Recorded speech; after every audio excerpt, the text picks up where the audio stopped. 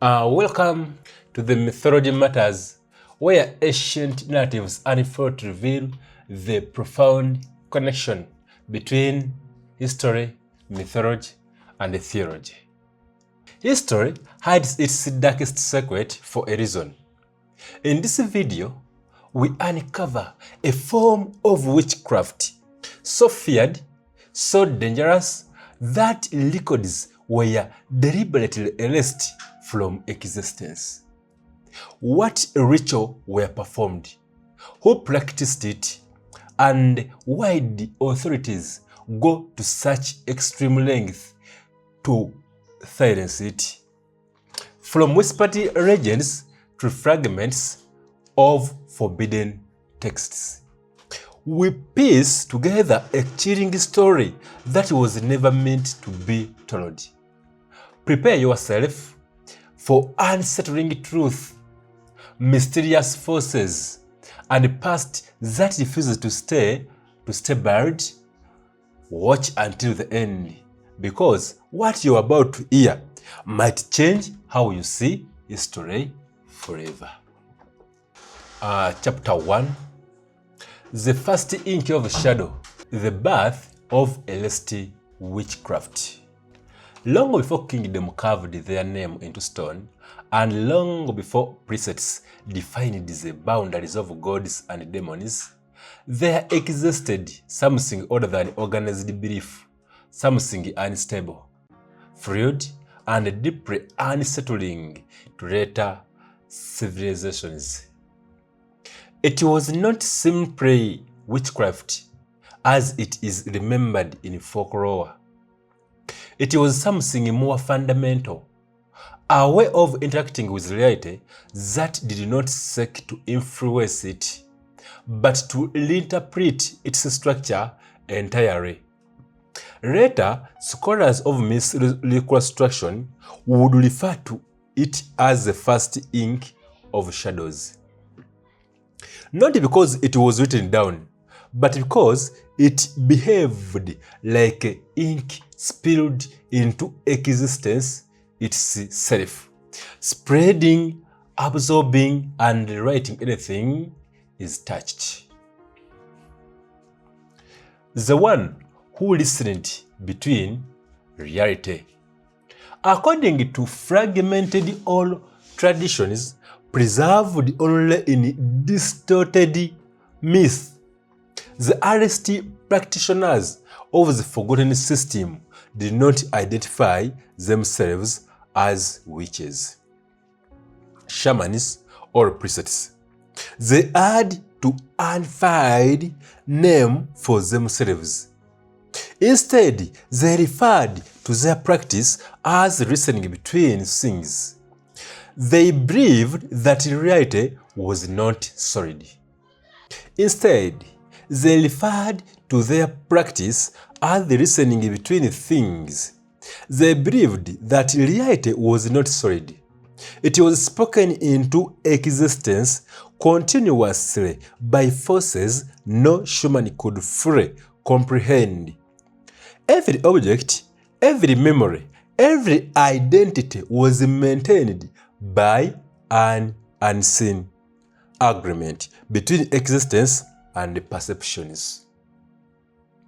Where other spiritual tradition sought harmony with the nature of appeasement of spirits, these practitioners attempted something far more radical. They tried to listen to what existed before agreement formed it.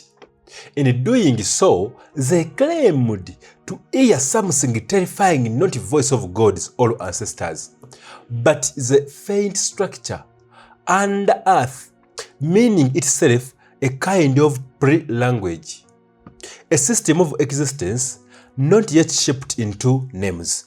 And once something is perceived before it is named, it can no longer remain unchanged, the first break in language. All known traditions of magic across our civilizations rely on language. A spell is spoken, a name is invoked. A symbol is a drone.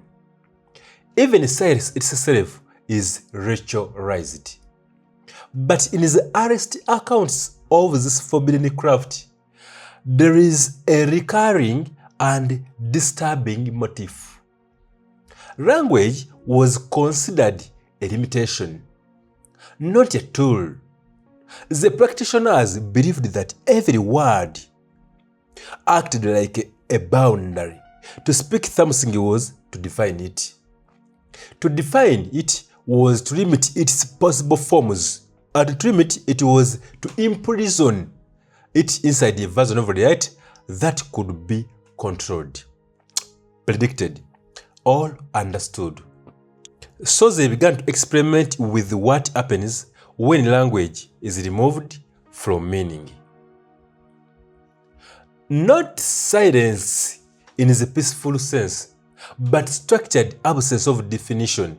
Some reconstructed myths described are rituals where participants would gradually remove names from objects around them. A river would no longer be called a river. A stone would no longer be a stone. Even a personal name were temporarily abandoned during rites. At first, nothing changed. Then, substitution began to occur. A river might change its course overnight without cause. A stone might feel heavier in a memory than a physical weight.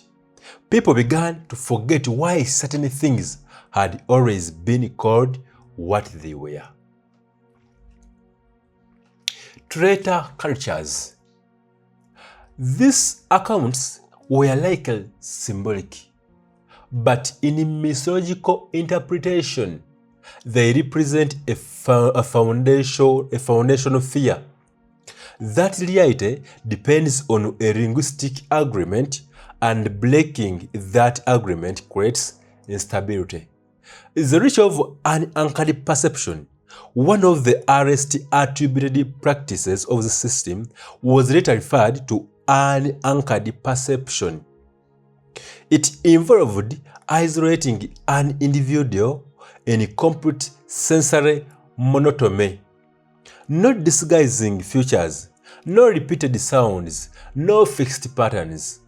The goal was not meditation in the traditional sense, but dissolution of reference points. Without reference points, perception begins to lose structure. Time becomes non-linear, objects lose consistency. Identity begins to feel optional rather than fixed.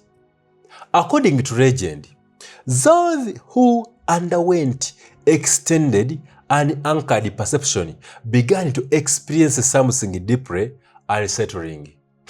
They could no longer tell whether they were observing reality or whether reality was adjusting itself around their attention. In some version of the myth, practitioners claimed that objects behaved differently when observed without naming them. A tree might appear slightly taller each time it was looked at. A face might seem unfamiliar. Even when recognized, these inconsistencies formed the basis of dangerous conclusion. Observation does not record reality, it participates in shaping it. The first fear of erasure. As this idea spread in fragmented oral traditions, they began to evolve into cautionary myth. Early societies did not preserve the teachings themselves, but rather their consequences. One recurring motif appears in multiple unrelated ancient cultures. The idea of a forgotten person who still exists physically but cannot consistently be remembered by others. Sometimes they are described as shadows at the edge of recognition. Sometimes as individuals who appear in dreams but not in waking memory. These stories likely originated from the psychological fear of social invisibility. But in the context of the unspoken craft, then they take on a more disturbing interpretation. If identity depends on a collective agreement, then removing that agreement does not destroy the body, but it may erase the meaning of existence itself. This concept may be the earliest seed of what later mythologists would describe as elite witchcraft. The breaking point of early civilizations, as agricultural societies stabilized, so too did their need for predictable system of belief. Gods were assigned roles. Spirits were categorized. Rituals were standardized. Magic became structured, repeatable, and safe within defined boundaries. But the unspoken craft did not fit into any system. It did not seek to worship or control gods. It did not ask for blessing or protection. It did not operate within moral frameworks of good or evil. Instead, it challenged something far more fundamental, the assumptions that reality is stable enough to be understood. For any political and religious institution, this idea was intolerable. A belief system that undermined identity, language, and perception could not be integrated. It could only be removed. So, across generations, references to such practices began to disappear. Not through a single act of censorship, but through gradual transformation. Stories were reinterpreted as superstitions. Practitioners became madmen, heretics, or dangerous witches. The core idea were buried beneath layers of moral warning. The first ink spread. Yet myth rarely disappears completely. It mutates. Even after separations, fragments remained embedded in folklore. Tales of cast names, forgotten villages, speaking mirrors, and voices that erase memory upon being heard. These fragments collectively form what later scholars call the first ink of shadows. Not a book, not a doctrine, but a pattern of fear that appears wherever shamans confront their instability of identity and meaning. That is one. Then we are going to number two. Number two said the Black Codex of Silence, in bracket, the final erasure. By the time early civilizations learned to preserve memory through writing, something had already begun to vanish.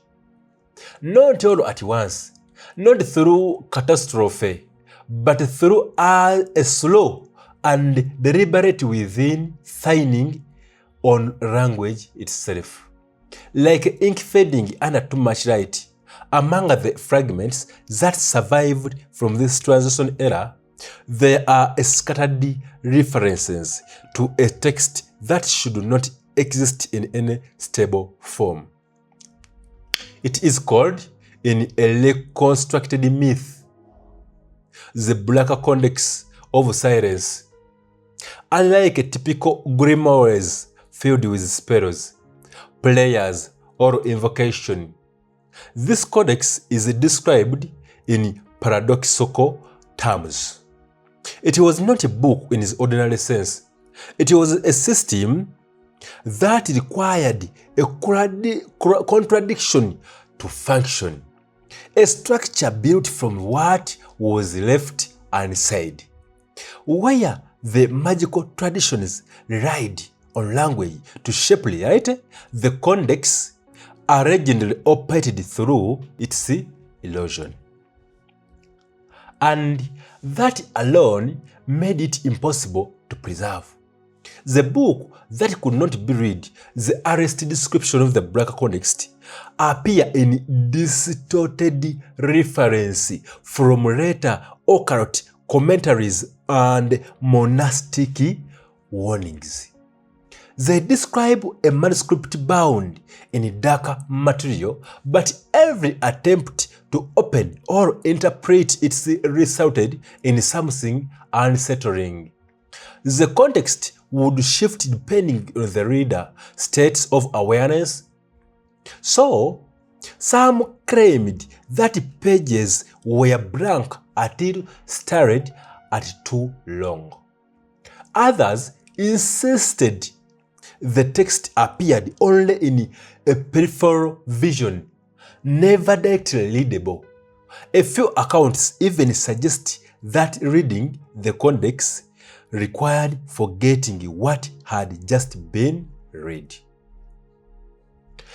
This paradox created its central mystery. The codex could only be understood in the moment it was no longer remembered. Thus, no stable transmission was possible. Every attempt to record it destroyed it. The three layers of silence, reconstructed interpretations, divide the codex into three symbolic layers, though none can be confirmed as historical fact. This was the most accessible level, containing what appear to be ordinary ritual instructions, symbols, diagrams, and fragmented spell structure, but even these fragments are inconsistent across surviving references, suggesting they were incomplete by design. Beyond the written form was something less tangible. Practitioners described instructions that are alive without being learned. These were ideas that felt remembered rather than taught, as if the mind had accessed a memory that did not belong to it. The danger of this layer was confusion between imagination and instructions. Users could not reliably distinguish whether they were discovering knowledge or inventing it. The deepest and the most disturbing level is described only in metaphor. It contained operations that vanish upon computation. In other words, ritual that could not be recorded after execution. This creates a perfect paradox. If the act is remembered, it fails. If it succeeds, it cannot be remembered. As the outcome prevents preservation. In this way, the codex ensures its own extinction. The ritual of self-delation. Among all the myths associated with the Black Codex, none is more feared than the practice known as self-delation. Unlike traditional forms of magic that aim to influence the world, self-delation turns inward. Its purpose is not transformation, but removal, not death in the physical sense, but the gradual dissolution of one's presence within continuity. Accounts describe as a slow process. The practitioners begins by removing external anchors, names, possessions, personal history. They can introduce their interactions, speaking less, acting less, becoming less defined within social perception. Finally, they enter a state of extreme withdrawal, where even self-recognition becomes unstable. What follows is described in contradictory ways. Some say the practitioners disappear entirely, Others claims they remain physically present but lose narrative continuity in the mind of others seen, but not retained. A presence without memory, the most disturbing interpretations is not physical disappearance, but social unexistence. The collapse of witnesses. Some later myth fragments describe a group attempting to preserve the codex by dividing its contents among many individuals. Each members would memorize only a portion, ensuring no single mind held the complete structure. But this strategy produced an unexpected effect. As the knowledge fragmented, so did the group itself. Members began forgetting not only the context, but each other. Conversations repeated without recognitions. Meeting occurred without memory of prior meeting. Slowly, the group ceased to function as a collective. They did not die. They dissolved into discontinuity. The myth suggests a chilling implication. Knowledge that cannot be eroded wholly will eventually destroy the structure that erodes it. The most controversial legends surrounding the Black Codex is something later scholars call the final erasure event. It's never directly described in surviving historical records, but its echoes appears in unrelated traditions across different regions. Sudden gaps in genealogies, cities that exist in maps but not in oral history, and entire dynasties with minimal cultural memory despite physical evidence of their existence. One interpretation proposes that a large-scale attempt to use the codex principles may have been made, possibly to erase concept, a lineage, or a collective identity. But instead of targeting a single subject, the effect destabilized the mechanism of remembrance itself. From that point onward, history became unreliable, not because events were lost, but because the act of remembering them became inconsistent. Memory itself fractured into probability rather than certainty. Why it had to be erased? Whether or not the Black Codex ever existed in literal form is less important than why the idea of it persists across symbolic tradition. It represents a fear that appears in many cultures. That identity is not fixed, but maintained. That memory is not truth, but reconstruction. That language does not describe reality, but stabilizes it in such a worldview. Anything that disrupts memory or language became existentially dangerous, not just to individuals, but to entire civilizations. So, the codex became a symbol of containment, not because it was evil, but because it was unstable. It challenges assumptions that reality remains consistent when unobserved. Thank you for watching this exploration of witchcraft. So dark it was a last. What we uncovered today reminds us that some knowledge was buried for a reason, hidden in fear, power, and silence. But the question remains, how much was the truth? And how much was the legend shaped by those who survived it? If this story fascinated you, don't forget to like, to subscribe, to share your thoughts below. Would you dare to uncover more forgotten secrets? Stay curious. Stay cautious and join us next time as we step deeper into mysteries history tried to erase forever. Until then, keep seeking the unknown. Thank you for watching. See you in next video.